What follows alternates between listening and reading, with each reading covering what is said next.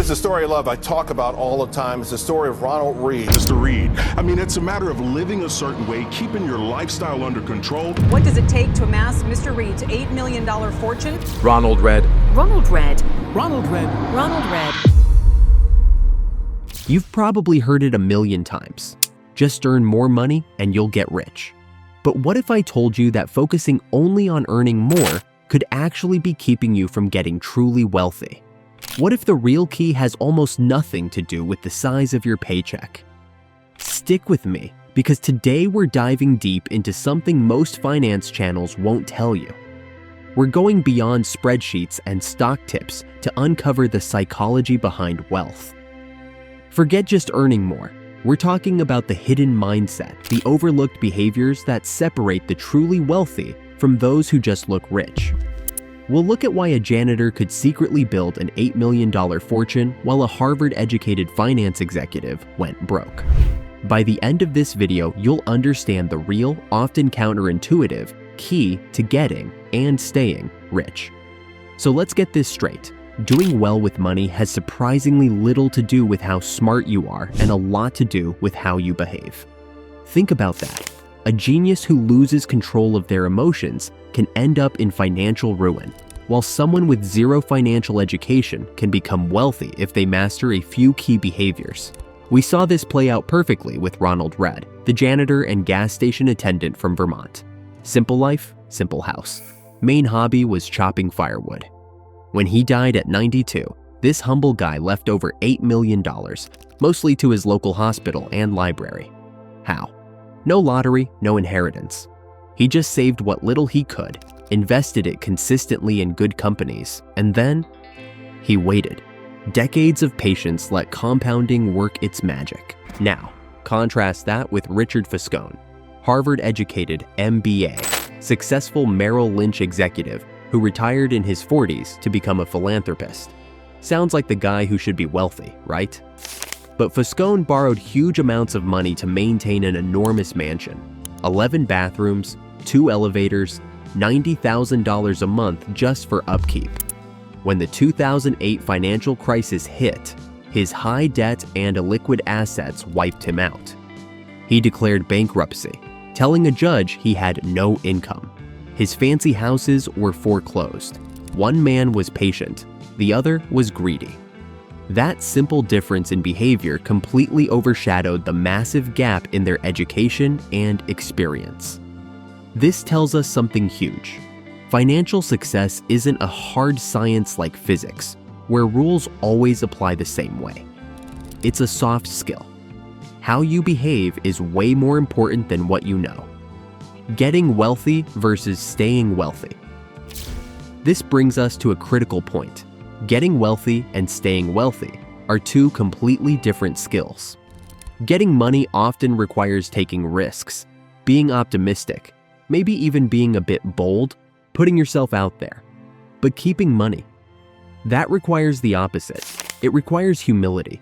It requires understanding that maybe some of your success came down to luck, so you can't just assume it will keep happening. It requires frugality and a healthy dose of paranoia. The fear that what you've built can disappear just as fast as it came. Think about the legendary trader Jesse Livermore. Back in the early 20th century, he made a fortune, the equivalent of $100 million by age 30. During the Great Crash of 1929, when others were ruined, he made the equivalent of $3 billion in a single day by betting against the market. He was brilliant at getting wealthy. But then, overflowing with confidence, he made bigger and bigger bets, got buried in debt, and lost it all. He ended up broke and tragically took his own life. He mastered getting wealthy, but failed miserably at staying wealthy. Getting money is one thing, keeping it is another. If there's one word that sums up long-term financial success, it's survival. You need to be able to stick around through the inevitable ups and downs. Warren Buffett is famous for his investing skill, sure, but his real secret? He's been doing it consistently since he was 10 years old. He survived 14 recessions without panicking and selling. He didn't get carried away with debt. He didn't burn out. He survived. That longevity allowed compounding to do its incredible work. His skill is investing, but his secret is time. The importance of saving. Wealth is what you don't see, okay? So behavior matters more than brains. And staying wealthy requires different skills than getting wealthy. What's the practical key then? It starts with something simple, yet profoundly misunderstood: saving money. But not just saving, understanding what true wealth is. And here's the shocker: wealth is what you don't see. We see the guy driving the Ferrari, living in the mansion, posting vacation pics on Instagram, and we think, wow, they're rich. And maybe they are. But all we really know is that they have $100,000 less than they did before they bought the car, or $5 million less than before they bought the house. We see their richness, their income, their spending, but we don't see their wealth. Wealth is the nice car not purchased. It's the diamonds not bought, the first-class upgrade declined. Wealth is the financial assets that haven't yet been converted into the stuff you see. It's the money you save and invest, the money that's working for you, compounding quietly behind the scenes. When most people say they want to be a millionaire, what they often really mean is, I want to spend $1 million. That's literally the opposite of being a millionaire. Building wealth has less to do with your income or investment returns, and lots to do with your savings rate. Think about it like energy efficiency. We didn't solve the 1970s oil crisis just by finding more oil. A huge part was becoming more efficient with the energy we already had. It's the same with money. You can try to chase higher investment returns, which is uncertain and often out of your control. Or you can focus on your savings rate, your financial efficiency, which is completely in your control. Wealth is just the gap between your income and your spending. You can build wealth without a huge income if you have a high savings rate, but you have no chance of building wealth without a high savings rate, no matter how much you earn. And what drives your savings rate, especially once your basic needs are met? It's the gap between your ego and your income. Spending money to show people you have money is the quickest way to have less money. The most powerful way to increase your savings isn't necessarily raising your income. It's raising your humility. It's about desiring less, caring less about what others think, and finding happiness in things that don't cost a fortune. Saving isn't just about buying things later. You don't always need a specific reason, like a house or a car. Saving just for saving's sake buys you something invaluable: options, flexibility, control over your time.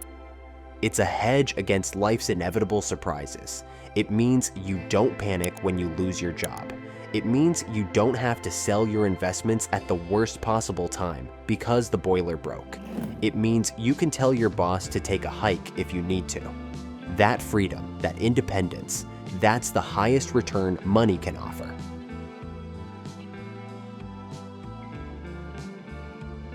So much of this boils down to understanding our own psychology. We do crazy things with money, but in reality, no one is crazy. Your personal experiences with money, maybe growing up poor or seeing your parents lose money in a crash or living through high inflation, shape how you think the world works. What seems crazy to me might make perfect sense to you based on your unique life. Someone who grew up in poverty thinks about risk differently than the child of a wealthy banker. Someone who lost everything in the Great Depression will view stocks differently than a tech worker from the dot-com boom. We see the world through different lenses. Understanding this helps us be less judgmental of others, but also of ourselves. We aren't spreadsheets, we're emotional humans. And that's why aiming to be perfectly rational with money isn't always the best goal. Aiming to be reasonable is often better. What's the difference? Rational might be the mathematically optimal strategy on paper. Reasonable is the strategy that lets you sleep at night. Harry Markowitz, who won a Nobel Prize for his work on portfolio optimization, was asked how he invested his own money back in the 50s. Did he use his complex rational models? Nope. He said he split his money 50-50 between stocks and bonds. Why? Because he wanted to minimize his future regret. He visualized how awful he'd feel if the market soared and he missed out. or if it crashed and he was all in. That 50-50 split wasn't perfectly rational, but it was reasonable for him. It let him stay in the game without freaking out. Sometimes, loving your strategy, even if it's not technically perfect, is better than having a rational strategy you abandon when things get tough. Sticking with a pretty good plan for a long time is usually better than jumping in and out of a supposedly perfect plan. Okay, this all sounds good, right? Save more, be humble, focus on behavior, be reasonable. Why is it so hard then? Why do people like Richard Foscone or Peter Lynch, the former manager of Fidelity's Magellan Fund worth $352 million, or John Templeton, a pioneering global investor known for his patient, long-term approach, risk everything for more? The core problem is the insatiable lure of enough. When is enough enough? Our society is brilliant at generating wealth, but it's also brilliant at generating envy. The goalpost keeps moving. You get a raise, you want a bigger house. Your neighbor gets a new car. Suddenly, yours looks old. Social comparison is a battle that can never be won because there's always someone richer. The hedge fund manager making $340 million a year compares himself to the one making $770 million, who looks at Warren Buffett, who looks at Jeff Bezos. It never ends. The only way to win the comparison game is to refuse to play it. It's also hard because we're wired to focus on the visible. We see the fancy car, not the savings account. We admire the rich lifestyle, not realizing that true wealth, the unspent assets, the financial freedom, is hidden. We end up chasing the appearance of wealth, often funded by debt, instead of building actual wealth through saving and patience. So how do we fight this? How do we find our enough? It starts by consciously defining what wealth means to you. Is it a number in a bank account, or is it something else? For many, the real goal isn't just money. It's what money can buy you in terms of control over your life. The ability to do what you want, when you want, with who you want, for as long as you want, that is priceless. That's the highest dividend money pays. Think about Angus Campbell's research. Having a strong sense of controlling one's life was a more dependable predictor of happiness than salary, house size, or job prestige. Using your money to buy time and options has a lifestyle benefit few luxury goods can compete with. This might mean earning less money at a job with more flexibility. It might mean having a 6-month emergency fund so you're not terrified of your boss. It might mean saving aggressively so you can retire when you want to, not when you have to. It's about consciously trading potential more for definite freedom. This idea of independence is powerful. Not necessarily retiring to a beach, but having the autonomy to work on projects you enjoy with people you respect on your own schedule. This independence isn't just for high earners. It's driven primarily by your savings rate and keeping your lifestyle expectations in check. So here it is, the key to getting rich, the thing that separates those who build lasting wealth from those who merely chase dollars. It's not about earning more. It's about mastering the psychology of your own money. It's realizing wealth is created by the gap between your income and your ego. It's having the humility to save consistently, even when it doesn't feel glamorous. It's defining enough for yourself and refusing to get sucked into endless social comparison. It's valuing control over your time more than the status symbols money can buy. It's understanding that getting wealthy might require boldness, but staying wealthy requires patience, discipline, and the ability to survive the inevitable downturns so compounding can work its magic over decades. It's being reasonable, not just rational, aiming for strategies that let you sleep soundly. Remember Ronald Read, the janitor? His $8 million fortune wasn't built on a high income. It was built on a high savings rate, decades of patience, and the quiet power of compounding. He understood the real key. Forget just earning more. That's only a small part of the equation, and often not the most important part. The real key to getting rich lies in your behavior, your mindset, your psychology. It's about bridging the gap between getting wealthy and staying wealthy. It's about the discipline to save, the humility to define enough, the wisdom to value your time and independence above status, and the patience to let compounding work for you over the long haul. Master these, and you're on the path to true wealth, regardless of your income. So, how do you start building these behaviors? Subscribe to our channel and where we provide practical, actionable strategies to help you increase your earning rate right away.